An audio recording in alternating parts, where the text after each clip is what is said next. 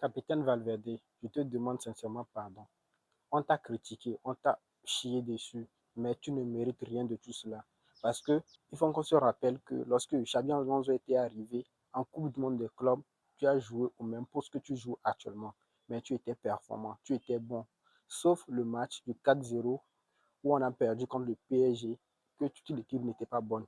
Donc, aujourd'hui, tu joues au même poste et on te fait des reproches comme quoi tu n'es pas bon, que tu devais sortir du 11 titulaire, on doit te mettre sur le banc. Mais non, même quand l'équipe jouait contre des équipes de 4e division en Coupe du Roi, tu étais toujours là sur la feuille de match. Au moment où on laissait les stars au repos et tout. Tu es le joueur qui a joué le plus de matchs, le plus de minutes. Mais à cause d'un match où tu es en meilleure forme ou bien d'une saison où tu as mal commencé, on est en train de parler, de dire du n'importe quoi sur toi. Franchement, les Madrilènes, je vous invite à demander pardon à Valverde. Tout ce qu'on a fait, il faut se rappeler de ces saisons depuis 2020. Il est toujours performant.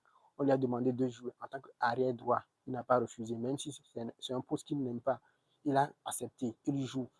Les blessures de camarades, quand Trent n'était pas là, qui jouait en arrière droit, c'était lui toujours. Mais aujourd'hui, on chie sur lui, on fait comme s'il n'a jamais fait pour le Real. Si tu es capitaine du Real aujourd'hui, c'est parce que tu as mérité ta place, c'est parce que tu as donné beaucoup sur le terrain. Donc, Valverde, respect, champion, tu dois être respecté au Real Madrid. Quel qu'en soit ce qui va se passer, tu mérites d'être sur le terrain, tu mérites d'être parmi les 11 titulaires. Xabi Alonso, merci de faire confiance à Valverde pour la suite de la saison.